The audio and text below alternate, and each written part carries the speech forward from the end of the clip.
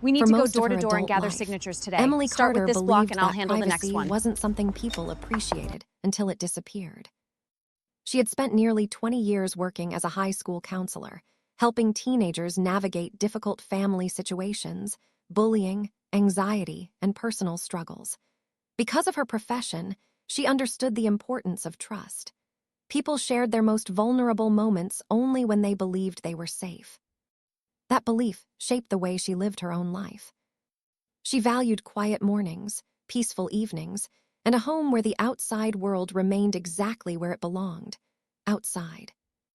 After years of saving carefully, Emily purchased a modest two-story home in a quiet suburban neighborhood known for its clean streets, mature oak trees, and welcoming atmosphere. Every lawn appeared perfectly maintained, every driveway looked freshly swept, and colorful flowers decorated nearly every front porch. Friends congratulated her on finding such a beautiful place. Real estate listings described it as one of the safest and most desirable communities in the county. The neighborhood also had a homeowners association. Emily wasn't particularly excited about that detail, but everyone assured her the HOA mainly handled landscaping, community maintenance, and neighborhood improvements. She accepted it without much thought. During her first month, everything seemed exactly as promised. Neighbors smiled while walking their dogs. Children played basketball until sunset. Delivery drivers waved after dropping off packages. Retirees chatted while tending flower gardens. It looked like the kind of community people imagined when they dreamed about peaceful suburban life. Emily quickly settled into a comfortable routine. Every morning, she watered the flowers she had planted beneath her front windows. On weekends, she enjoyed reading on the back patio with coffee beside her. She worked from home several days each week, preparing student support plans and attending virtual counseling meetings. Privacy wasn't simply something she preferred. It was essential to her work. Confidential conversations required quiet surroundings and complete discretion. Everything remained peaceful until one Tuesday morning. While leaving for work, Emily noticed something unusual mounted high on a utility pole directly across from her house. At first glance, it resembled a security camera. She assumed the city had installed additional traffic monitoring equipment, or perhaps a utility inspection device. She thought little of it. Over the next several days, however, she began noticing something strange. Whenever she left home, the camera appeared to face directly toward her property. Whenever she returned, it seemed positioned the same way. Perhaps it was coincidence. Perhaps not. Emily dismissed the thought. Modern cameras rotated automatically. There had to be a logical explanation. A week later, another surprise appeared. Inside her mailbox sat an official HOA notice. The letter informed her that lawn furniture had remained on her backyard patio beyond approved evening hours. The violation included the exact date, the exact time, even the number of chairs present. Emily frowned. The patio sat behind a 6-foot privacy fence. It couldn't be seen from the street. No neighboring second-story windows overlooked the area clearly enough to identify specific furniture. She assumed someone had made a mistake. She contacted the HOA office. The response surprised her. According to the representative, violations were documented through routine community inspections. Emily politely asked how inspectors observed furniture behind a privacy fence. No clear answer came. Instead, she was reminded to comply with neighborhood regulations. The conversation ended there. Emily paid little attention until another violation arrived. This time, the notice referenced recycling bins left beside her garage for several hours. Again, the report included an unusually precise timestamp. Again, the bins had been stored in an area invisible from the street. Then came another notice. It stated that lights inside her backyard gazebo remained illuminated after permitted hours. The report even described which lights had remained on. Emily stood quietly in her backyard that evening. She slowly examined every angle surrounding her property. Tall fencing blocked nearly every view. Trees covered much of the perimeter. Her backyard should have been private. Instead, someone seemed capable of documenting nearly everything happening there. For the first time since moving in, she felt genuinely uncomfortable. Not because of the fines, because someone appeared to be watching. The following weekend, Emily walked through the neighborhood, hoping fresh air would calm her thoughts. Instead, she noticed several recently installed security cameras attached to common area light poles. Most pointed toward entrances, walking trails, and parking areas. That made sense. Community security benefited everyone. Then she reached the intersection nearest her home. The camera she'd noticed earlier looked different. Its lens appeared far more sophisticated. Unlike the others, it wasn't directed toward traffic or common property. Its angle aligned almost perfectly with her backyard. Emily stopped walking. She stared at it for nearly a minute. The camera didn't move, but its position felt impossible to ignore. That afternoon, she visited the county's Public Works Department. An employee checked installation records. No city camera had been installed on that pole. No traffic equipment existed there. No public maintenance project matched its description. Emily thanked the employee and drove home with growing concern. If the city hadn't installed it, who had? The answer arrived sooner than expected. Monday morning, another white envelope waited inside her mailbox. This one announced a hearing before the HOA Compliance Committee. Repeated violations could result in escalating penalties. The attached inspection log listed observations spanning nearly 3 weeks. Emily read every line carefully. Patio umbrella opened. Back gate left unlocked.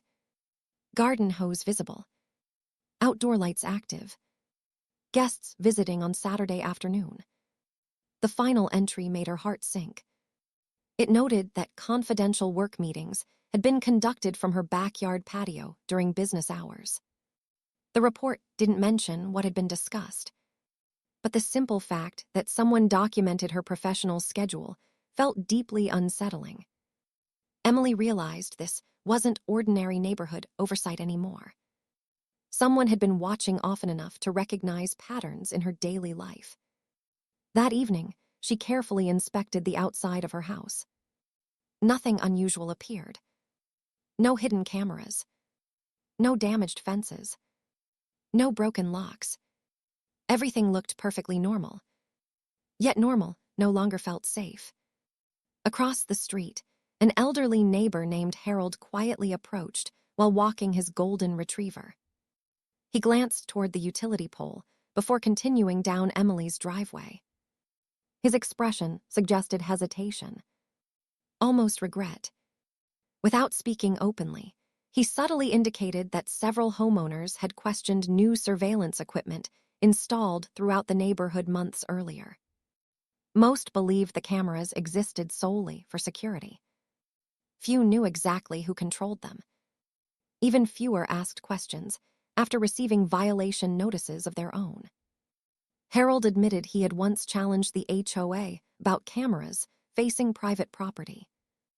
Within weeks, he received multiple citations for minor landscaping issues that had never previously concerned anyone.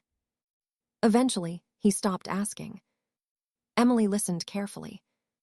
One unsettling realization became impossible to ignore. If multiple residents had experienced similar situations, then her concerns weren't simply imagination. Someone might actually be using surveillance far beyond its intended purpose. That night, Emily opened her laptop and began reading every page of the HOA governing documents.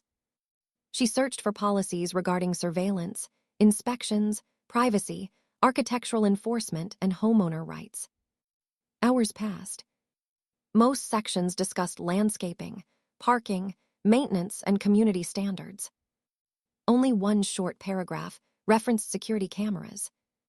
It stated that surveillance systems installed on common property existed solely to protect shared community assets and entrances. Nothing authorized monitoring private backyards. Nothing permitted documenting residents' daily routines. Nothing explained how inspection reports contained observations impossible to make from public areas. Emily printed every relevant page. She highlighted every sentence. Then she created a folder labeled simply *Privacy. Inside, she placed every violation notice, every inspection report, every photograph of the suspicious camera, and every HOA document she had gathered. Years spent counseling students had taught her something valuable. People often dismissed feelings. Evidence was harder to ignore. As midnight approached, Emily stepped quietly onto her back patio. The neighborhood rested peacefully beneath a clear sky. Porch lights glowed softly in the distance. Crickets filled the silence. Everything appeared calm. Then she looked toward the utility pole. A tiny red light reflected faintly from the camera lens. For just a brief moment, it seemed to shimmer directly toward her backyard. Emily stood motionless. A strange feeling settled over her. The camera wasn't simply recording property. It felt as though it had been recording lives. She didn't yet know who controlled it. She didn't know how many others had been affected. But she knew one thing with absolute certainty. The privacy she believed came with her home had quietly disappeared. And finding out why was about to uncover something far bigger than a single camera mounted on a neighborhood pole.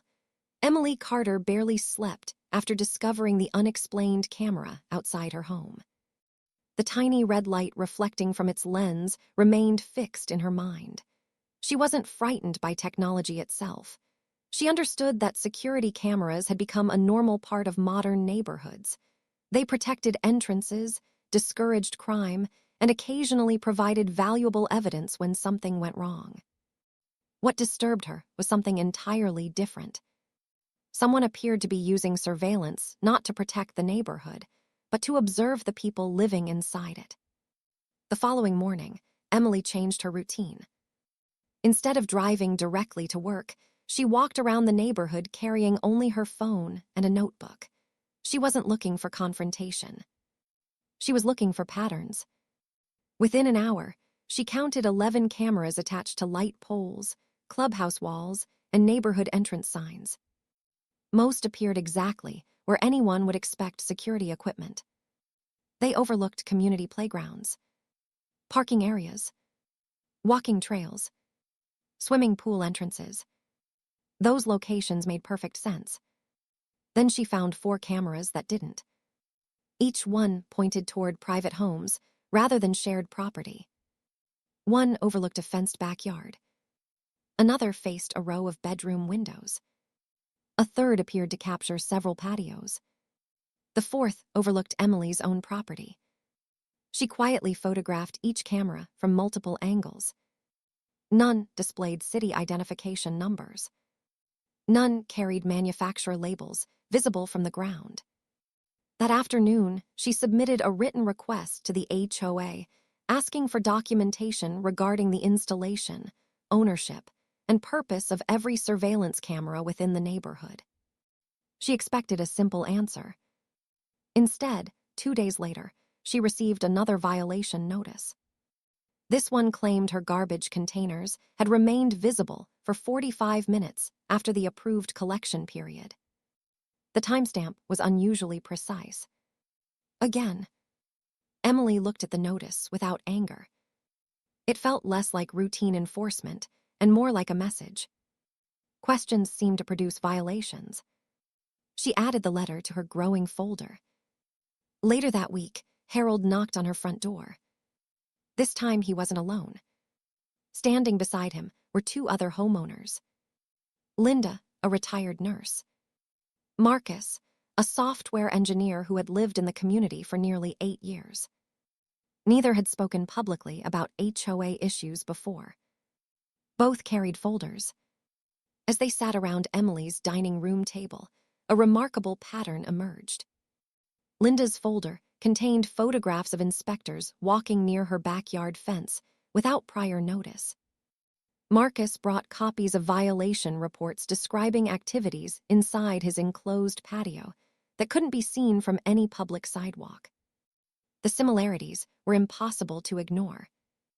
Different homes, different years, the same level of detail, the same mysterious observations, the same vague explanation whenever anyone requested clarification. Emily carefully organized every document. What had begun as personal curiosity slowly transformed into a neighborhood investigation. Within days, additional residents quietly reached out. Most preferred evening visits. Some asked that neighbors not see them entering Emily's home. Several admitted they feared retaliation. Nearly everyone shared the same concern. They no longer knew where privacy ended and observation began. One family received a warning because children's toys remained in a fenced backyard overnight. Another homeowner was cited after leaving gardening tools beside a storage shed hidden behind tall hedges. An elderly couple had been warned that guests frequently visited after sunset, even though their backyard couldn't be viewed from surrounding streets. Every story sounded different. Every report contained strangely detailed observations. One Saturday morning, Marcus returned carrying something unexpected. Using publicly available property records and aerial mapping software, he had created a detailed diagram showing camera locations throughout the neighborhood. His engineering background allowed him to estimate viewing angles with remarkable accuracy. Together, they compared every camera position. The results shocked everyone gathered around Emily's dining table. Several cameras covered common areas exactly as expected. Others clearly extended beyond community property. Their viewing angles overlapped private yards, patios, decks, and portions of residential windows. Emily stared silently at the diagrams. No single camera captured an entire home. But together, they created something much more concerning. A network. Harold quietly shook his head. For years, he had assumed the cameras merely existed for security. Seeing the overlapping coverage changed everything. Emily decided facts mattered more than assumptions. Rather than accusing anyone publicly, she contacted the camera manufacturer after identifying a small model number through one of Marcus's enhanced photographs. The company politely confirmed the device model. It offered remote pan and zoom capability, high-resolution recording, motion tracking, night vision, remote software management. The representative explained that the equipment could be configured in various ways depending on the owner's preferences. Emily thanked them. She never asked who owned the cameras. The company couldn't legally disclose that information anyway. But learning what the equipment could do made the situation even more unsettling. The cameras weren't simple recording devices. They were sophisticated surveillance systems. The next breakthrough arrived unexpectedly. Susan, a former HOA board secretary who had resigned 2 years earlier, requested to meet privately. She arrived carrying an old storage box filled with binders. Inside were meeting agendas, archived emails, vendor proposals, and handwritten notes she had kept after leaving the board. One document immediately caught Emily's attention. It was an equipment proposal submitted several years earlier. The proposal recommended installing security cameras only at neighborhood entrances, recreational facilities, and parking areas. Another document showed a revised version approved months later. Additional cameras had quietly been added. No explanation accompanied the revisions. More importantly, homeowner meeting minutes never reflected discussion of those extra locations. Emily compared installation maps with Marcus's diagrams. Several privately facing cameras appeared only in the revised proposal. Someone had expanded the surveillance project, after the original recommendation. Who approved those changes remained unclear. As more evidence accumulated, Emily noticed something equally interesting. Many violation reports originated shortly after camera installation. Before then, inspections had been infrequent. Afterward, citations became dramatically more detailed. Timing alone proved nothing, but it suggested a connection worth exploring. The neighborhood slowly changed. People who had once hurried indoors after collecting mail now paused to exchange quiet conversations. Residents who barely knew one another began comparing experiences. Some admitted they had altered daily routines because they constantly felt watched. Others stopped inviting friends into their backyards. Parents worried about children's privacy while playing outside. Without anyone realizing it, trust had gradually disappeared from the community. Emily refused to let fear define the conversation. Instead, she encouraged everyone to focus on documentation. Photographs, dates, written requests, meeting records, policies, facts. She reminded neighbors that accusations rarely solved problems. Evidence often did. One rainy afternoon, another envelope arrived from the HOA. Emily expected yet another violation. Instead, it contained a denial of her request for camera documentation. The explanation was brief. Security infrastructure was considered confidential for community protection. No additional information would be provided. Emily read the letter twice. Then she noticed something unusual. The denial referenced authorized surveillance observations before quickly returning to routine policy language. The phrase caught her attention. Authorized surveillance. Not security patrols. Not inspections. Surveillance. It was the first official document using that specific wording. She highlighted the sentence and placed it in her binder. Later that evening, Marcus called with surprising news. Using publicly accessible procurement records, he had identified the company responsible for installing the neighborhood cameras. The contract listed only common area surveillance. Nothing mentioned monitoring private residential spaces. Someone, somewhere between installation and operation, had changed how at least some of the cameras were being used. Emily leaned back in her chair. The pieces were beginning to fit together. The violations, the camera angles, the missing meeting approvals, the confidential responses, the overlapping surveillance coverage. None of it alone proved intentional misconduct. Together, however, they raised serious questions. Questions that deserved public answers.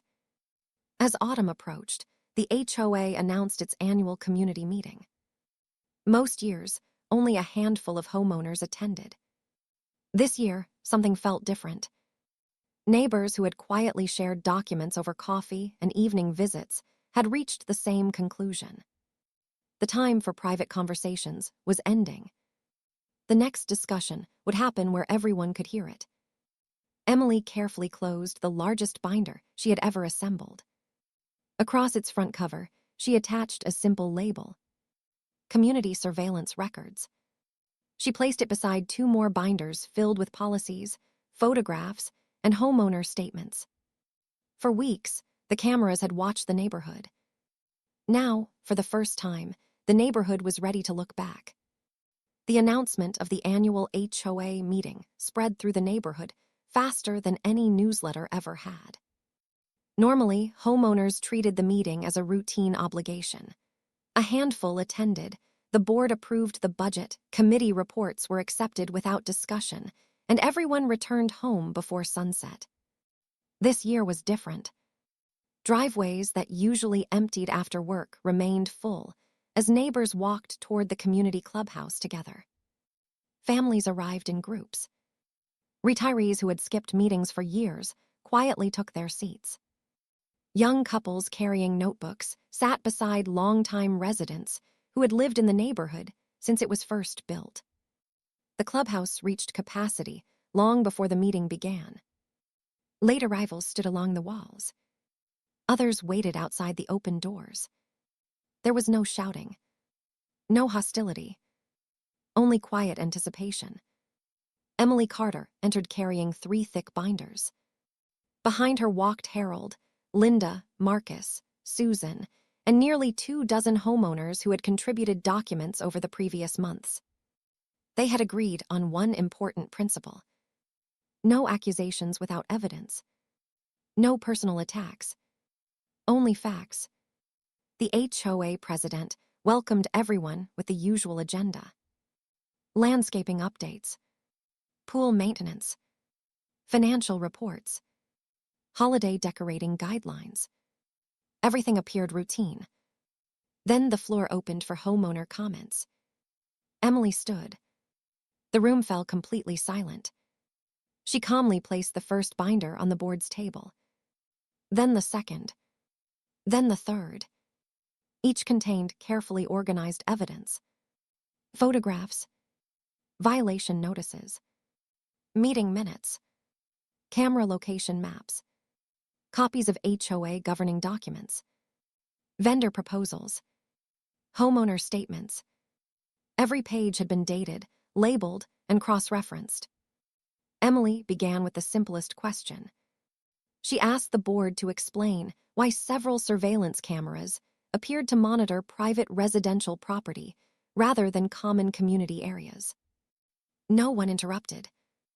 One board member replied that the cameras existed only to improve neighborhood safety.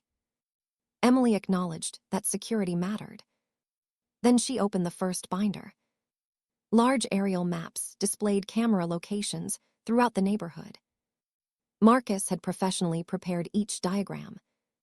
Colored lines illustrated estimated viewing angles. Several cameras clearly covered sidewalks, entrances, and recreational facilities. Others extended far beyond common property. Their fields of view reached fenced backyards, patios, decks, and portions of private homes. Emily slowly turned each page. The room remained silent. Next came photographs. Images showed the actual cameras mounted on poles and clubhouse buildings. Every location matched the diagrams. Every angle supported the same conclusion. The cameras weren't all watching the neighborhood. Some were watching the neighbors. Then Emily presented something even more difficult to dismiss. She compared HOA violation notices with the photographs. One homeowner had been cited because patio furniture remained outside overnight behind a 6-foot privacy fence. Another received a warning about gardening tools stored behind shrubs. A family was fined after children's toys remained in an enclosed backyard. Another notice documented guests visiting a private patio on a Saturday afternoon. Every violation described details impossible to observe from public sidewalks. The evidence spoke without emotion. Page after page revealed the same pattern. The board members quietly examined the documents. Expressions around the room slowly changed. Confusion gave way to concern. Then Susan stepped forward. As the former HOA board secretary, she presented archived meeting records she had preserved after resigning. She explained that the original camera proposal approved by the board included only entrances, parking areas, and shared recreational facilities. The revised installation plan, however, quietly expanded surveillance to additional locations. Meeting minutes contained no record of homeowners approving those changes. Several current board members looked at one another. Some had joined years after the cameras were installed. They appeared genuinely surprised. Next, Marcus presented procurement documents identifying the original installation contract. The paperwork matched Susan's records. The contractor had been hired to improve common area security. Nothing in the agreement authorized routine monitoring of private residential spaces. One elderly homeowner slowly raised his hand. For nearly 15 years, he had saved every neighborhood newsletter mailed to residents. Among those papers was the original announcement introducing the security project. The newsletter specifically promised cameras would protect community assets while respecting homeowner privacy. The room became noticeably quieter. Several neighbors reread the statement for themselves. The promise printed years earlier stood in direct contrast to what many residents had experienced. Then Harold spoke. He described questioning the camera system years before. Shortly afterward, he began receiving repeated citations over minor landscaping issues that had never previously attracted attention. Linda shared similar experiences. Several others followed. Individually, each story sounded unfortunate. Together, they revealed a pattern that no longer appeared accidental. The HOA president attempted to reassure the room. She explained that surveillance had always been intended to maintain neighborhood standards. Emily respectfully returned to the governing documents. Nowhere did the HOA bylaws authorize monitoring private daily activities. Nowhere did they permit routine observation inside fenced backyards. Nowhere did they define surveillance as a compliance tool. The discussion gradually shifted. The issue was no longer Emily's violations. It was community trust. One board member requested a brief recess. During that pause, several directors privately reviewed the evidence together. When the meeting resumed, their tone had changed completely.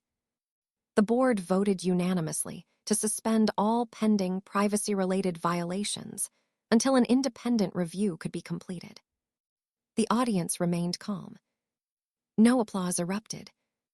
No one celebrated. Most residents simply wanted answers. Within weeks, an independent legal consultant specializing in HOA governance completed a comprehensive review. The findings were significant. The consultant concluded that while security cameras themselves were permitted under governing documents, several had been positioned or configured in ways that extended beyond their originally approved purpose. The review also found that numerous violation notices relied upon observations, lacking sufficient documentation regarding how the information had been obtained. Although the investigation found no evidence that private conversations had been recorded, it concluded that the appearance of excessive surveillance had seriously undermined homeowner confidence. The recommendations were immediate. Every camera would be independently inspected. Any device capable of viewing private residential areas would be repositioned. New privacy policies would clearly define acceptable surveillance practices. Routine inspections would require visible, in-person observations rather than remote monitoring. Violation reports would include documented inspection methods. Most importantly, homeowners would receive full transparency regarding every community-owned camera. The neighborhood accepted the recommendations overwhelmingly. Months later, contractors returned. Several cameras were relocated. Others were adjusted to eliminate views into private property. Some unnecessary units were removed entirely. Updated maps showing every remaining camera became publicly available to every resident. The atmosphere throughout the neighborhood slowly transformed. Parents once again allowed children to play freely in fenced backyards. Families hosted weekend barbecues without wondering who might be watching. Gardeners worked peacefully. Neighbors greeted one another with genuine smiles instead of cautious glances. The invisible tension that had quietly settled over the community finally began to disappear. During the next HOA election, many residents participated for the first time. Several longtime board members chose to retire. New volunteers emphasized transparency, communication, and homeowner participation.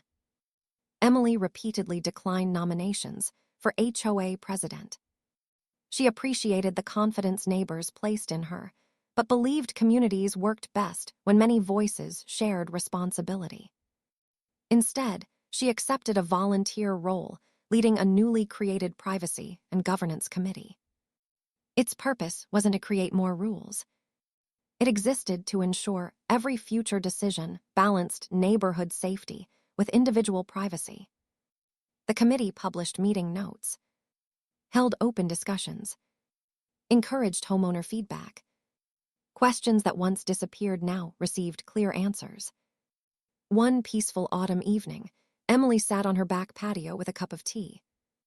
Golden sunlight filtered through the trees. Children laughed in nearby yards. Birds settled onto backyard fences. For the first time since moving into the neighborhood, she experienced complete peace. She looked toward the utility pole across the street. The camera remained there, but now it faced the neighborhood entrance exactly as originally intended. Not her home, not her patio, not her life. She smiled quietly. The greatest victory hadn't been proving someone wrong. It had been restoring something every homeowner deserved, but often took for granted: the simple comfort of feeling safe in one's own home. Emily often reflected on how strangely the journey had begun.